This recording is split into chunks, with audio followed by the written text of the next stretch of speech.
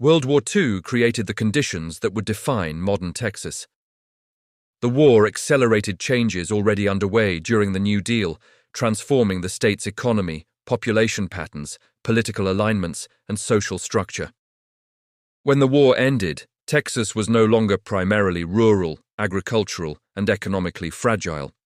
Instead, it was increasingly urban, industrial, and tied to national and global markets. Building on these broad structural changes, one of the most significant developments involved the state's population. Population trends underscored Texas's evolution into a fully industrialized state. The 1950 census counted 7,711,194 Texans, a 20.2% increase from 1940, and the state's population continued to grow rapidly throughout the remainder of the century. By 1960, the population had climbed to 9,579,677, by 1970 to 11,198,655, by 1980 to 14,229,191, by 1990 to 16,986,510, and by 2000 to 20,851,820. By the turn of the millennium, Texas had become the nation's second most populous state, surpassed only by California. This dramatic population increase was closely tied to the state's expanding economy. Much of the surge stemmed from the economic boom of the late 1970s and early 1980s. Between 1970 and 1975, roughly 500,000 newcomers arrived in Texas. Another 1 million followed in the next 5 years, and nearly 1 million more came during the early 1980s. Although growth slowed during the economic downturn of the late 1980s, Texas rebounded quickly. By the end of the 20th century, the state's economy was propelled not only by its long-standing strengths in oil, cattle, and agriculture, but also by rapidly expanding sectors such as healthcare, higher education, technology, and communications, firmly anchoring Texas as a major demographic and economic powerhouse. These economic opportunities fueled another defining post-war trend: rapid urbanization. The dominant migration pattern in post-war Texas was a massive movement from rural areas into the cities. By 1945, statisticians reported that roughly 500,000 Texans had left 200 rural counties to join the wartime industrial workforce in the state's 54 urban counties. Contrary to expectations, these workers did not return to farming after the war. Instead, the 1950 census revealed a historic shift. For the first time, more Texans lived in cities than in the countryside. This urbanization only accelerated over the following decades. By 2000, more than 82% of Texans resided in urban areas, a figure that surpassed the national average.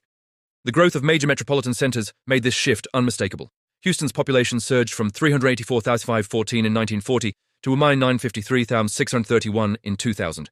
Dallas grew from 294,734 to 1,188,580 over the same period, while San Antonio expanded from 253,254 to 1,144,646.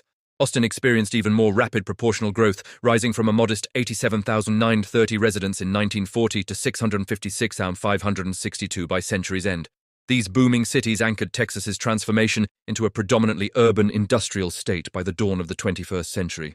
Economic diversification reinforced these metropolitan trends. By 1990, Texas accounted for 7% of the nation's population, 7.4% of the gross national product, and employed roughly 1 out of every 11 American workers. A 1987 profile of Texas industry closely mirrored national trends. Nearly half of the state's workforce was employed in trades and services, while government and manufacturing together accounted for nearly 1/3 of all jobs. Other sectors, including finance, insurance, real estate, transportation, utilities, construction, and mining, rounded out the state's increasingly diversified economic base. Demographic shifts also reshaped the cultural fabric of the state, particularly through the growth of the Hispanic population. By the late 20th century, Hispanics had become the largest minority group in Texas. In 1990, they made up 25.6% of the population, a figure that rose to 32% by 2000. Despite these gains, the heavily Hispanic agricultural counties of South Texas remained among the poorest regions in the nation. At the same time, industrialization drew many Mexican Americans away from traditional border communities and into the state's rapidly growing metropolitan centers. By 1990, Houston had the largest Hispanic population within its metropolitan area, 707,536, followed by San Antonio with 620,290. Major Hispanic communities also developed in Dallas, Fort Worth, Arlington, El Paso, and throughout West Texas. By this time, Mexican Americans were increasingly urban, bicultural, acculturated, and diverse in background and identity. Parallel to these demographic changes, gender roles were undergoing profound transformation. Industrialization and urbanization continued the trend, begun during World War II, of expanding employment opportunities for women outside the home. By 2000, more than half of all Texas women, 52.3%, were part of the workforce, compared to only 26.8% in 1950. Mirroring national patterns, Texas families increasingly relied on two incomes, with the majority of married women working and growing numbers of mothers employed while raising children. Significant numbers of women, including single mothers, entered the labor force during these decades. Women's participation in paid work contributed to expanding professional horizons and political engagement. While women remained heavily represented in traditional jobs such as teaching and nursing, these sectors employed a shrinking share of the female workforce by 2000. More women moved into clerical work, sales, professional fields, and managerial positions. Although gender disparities persisted, women still earned less than 70% of men's median income in 1990. Higher educational attainment and structural economic changes helped reduce the most overt forms of discrimination. Political and legal advancements further expanded women's influence.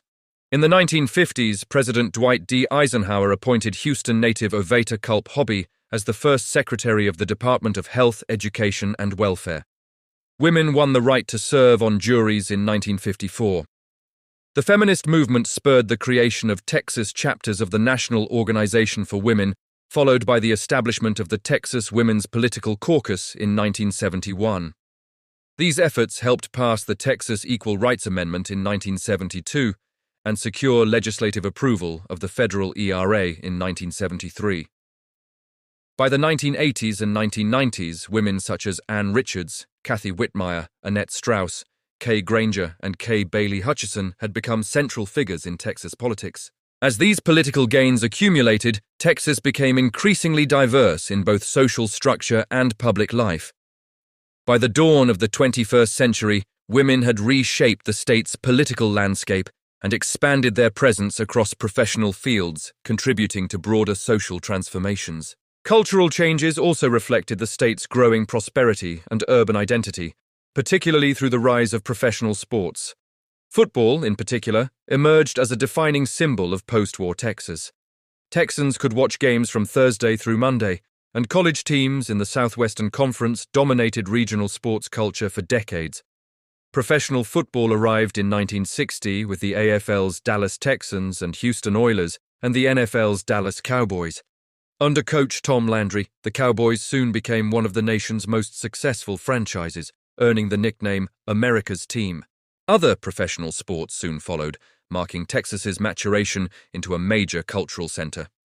Baseball came with the Houston Colt 45s, later the Astros, in 1962, and the Texas Rangers in 1972. Basketball expanded through the ABA's Dallas Chaparrals, later the San Antonio Spurs, the Houston Rockets, and the Dallas Mavericks. Together, these teams helped cement Texas's position as a leading force in American sports culture. Taken together, these economic, demographic, political, and cultural developments illustrate how profoundly World War II reshaped Texas.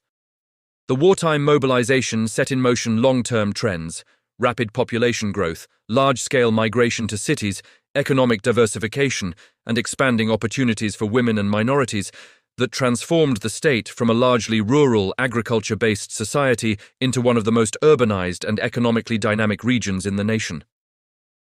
By the end of the 20th century, Texas had become a cultural powerhouse, a hub of technological and industrial innovation, and one of the most diverse states in America. The Texas that emerged from these decades of change was not simply larger, but fundamentally different. modern, influential, and deeply integrated into national and global currents that continue to shape its trajectory in the 21st century.